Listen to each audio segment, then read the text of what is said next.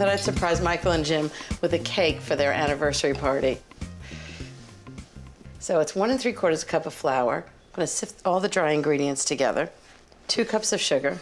I'm gonna sift them right into the bowl, mixing bowl. And since it's a chocolate cake with chocolate buttercream, it's got 3/4 cup of cocoa powder, dark chocolate cocoa powder. It smells so good, so chocolatey. Okay, 1 teaspoon of baking powder, 2 teaspoons of baking soda, it helps it rise. 1 teaspoon of salt. I'm just gonna sift all these together. So the method of this cake is to sift all the dry ingredients together in a cloud of chocolate. And then I'm gonna slowly mix the wet ingredients into it. Okay, that's the dry ingredients. I'm just gonna mix them on the mixer until they're combined. Okay, now for the wet ingredients. The first thing is a cup of buttermilk. I always shake it because it does settle. Make sure it's well mixed. So I'm gonna do it in a measuring cup. That'll be easier to pour into the cake batter. So I need 1 cup of buttermilk,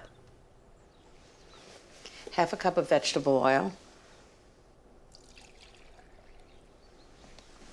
2 eggs. Just beat the eggs a little bit. Right into the wet ingredients. I use extra large eggs. 1 teaspoon of good vanilla, really important when you're doing chocolate. Okay, I'm just gonna combine these. And then with the mixer on low, I'm just gonna put it into the dry mixture. And then I have a secret ingredient. Or I should say Michael's grandmother had a secret ingredient.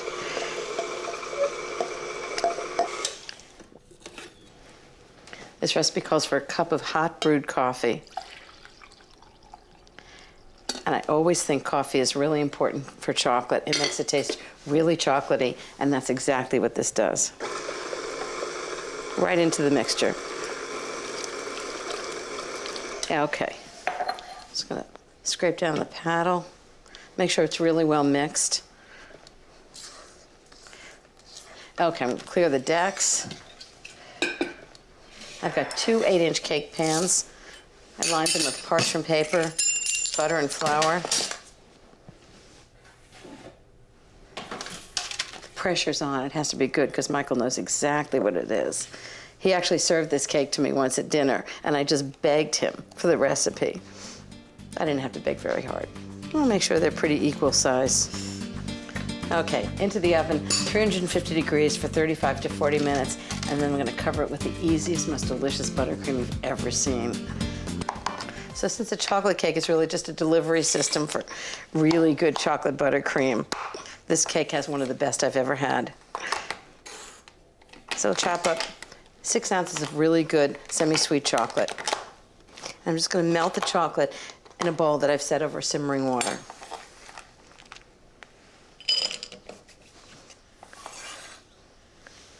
In the meantime, I'm gonna start the rest of the buttercream. So I need 2 sticks of butter, 1/2 pound, at room temperature.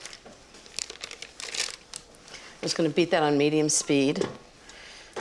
Okay, the next thing I need is 1 extra large egg yolk and a teaspoon of good vanilla extract. Okay, I think the chocolate's gonna be ready by now. Let's see. Take this off the heat and just let the chocolate cool while I turn the cakes out.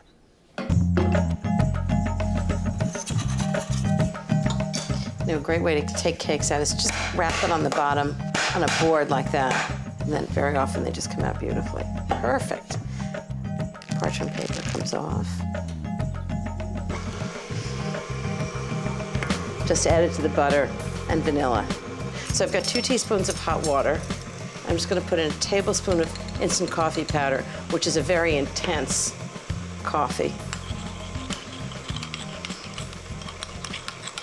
Just melt this together and pour it into the buttercream.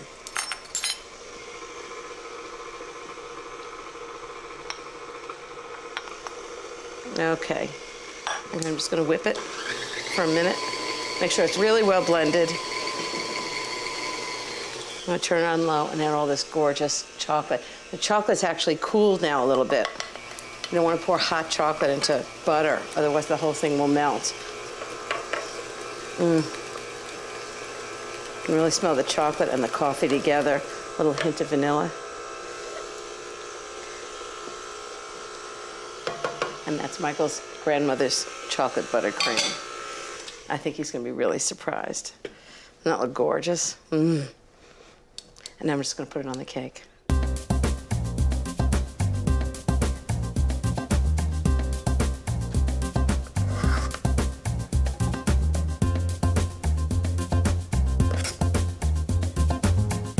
And the second layer, top side up, so it's nice and rounded like an old-fashioned cake.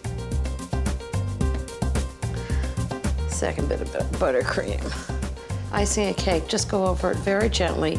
Start from the top and work your way down the sides. I put parchment paper, a little piece of parchment paper on the plate to keep the plate clean.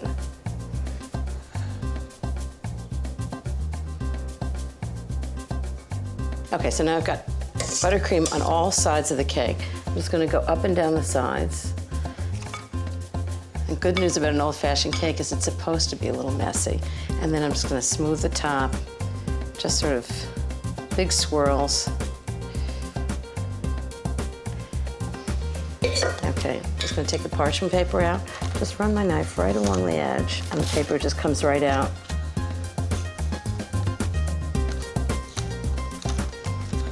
I can't wait for dessert.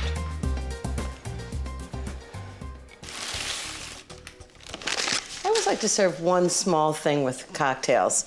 Not 10 different things that take forever to make, but just one really good tasting thing. So for Michael and Jim's, I thought I'd make bruschetta. And what bruschetta means is grilled bread. I'm just gonna roast it in the oven with a little olive oil, salt and pepper. And then I'm gonna make a delicious, very Italian topping. Okay, I need about 18 slices. I have a sheet pan. I just line it with parchment paper because it's easier to clean. So, okay, 18 slices. I'm just gonna brush them with olive oil.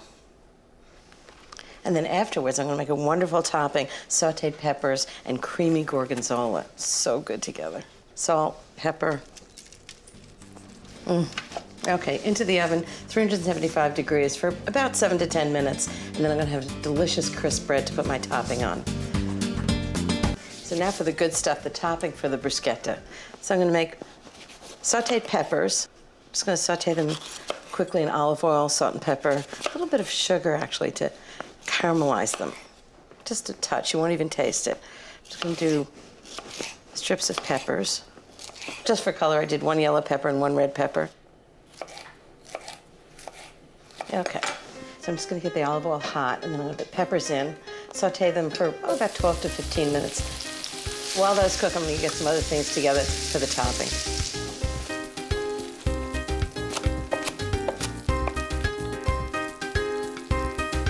Well, these peppers are looking so good, nice and brown. But I'm gonna want to caramelize them just a little more. I'm gonna put a teaspoon of sugar in. I know that sounds unlikely, but it really gives them a really nice caramel color and flavor, and you'll never notice it. Okay, a few more things. 1/4 cup of chopped basil. That never hurt anything. 2 tablespoons of capers drained.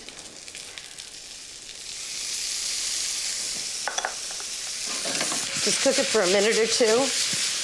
Okay, time to assemble them. The toast out of the oven. And, okay, on each toast, put a little bit of pepper, some capers, basil, and a little bit of gorgonzola. And then as soon as I'm done, I'm gonna melt the gorgonzola in the oven. Oh, you don't think that's terrific?